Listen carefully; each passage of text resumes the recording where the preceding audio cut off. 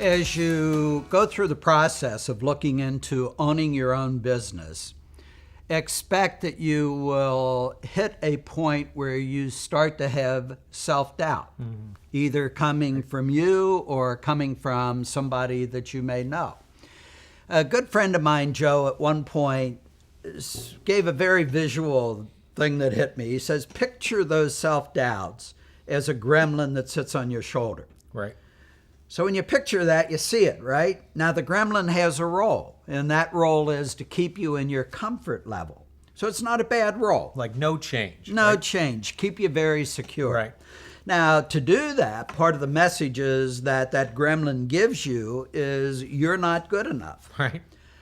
Don't trust those people. They're just trying to sell you something. Yeah, separate you from your wallet. Right? Exactly right. Are you sure you can do this? This is going to be tough to pull off. Now, when you hear those kinds of things, how do you deal with that? You know, Paul, I like the analogy of the gremlin barking out. And the more you contemplate change, it's like the nastier the allegations get. You're not good enough. You're not smart enough. Mine tells me I'm fat, right? Oh. Yes. But it doesn't make it true.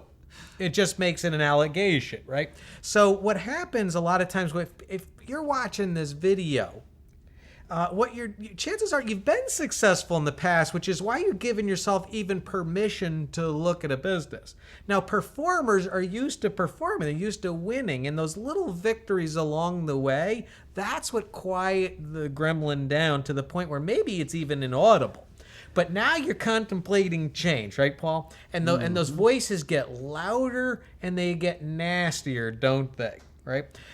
So, Paul, if you were working with a franchise, somebody looking at a franchise system, and you could see that they were buying into the lies of the gremlin, what would you tell them to do?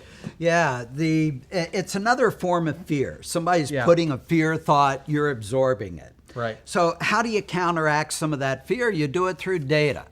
Now, let's talk about you since there's self-doubts. What you can do to get data is go check out what your past performance reviews have been over a period of years.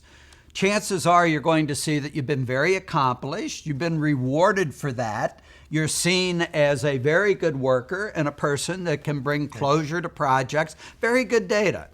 The other thing you can do is ask people directly that are in touch with you, understand who you are. Like who? Well, that can be on the job also. Right, it can be the manager, supervisor. It can be a good friend that's seen you in various settings. Co-workers. Right. Yeah. Okay. So check out and have the data.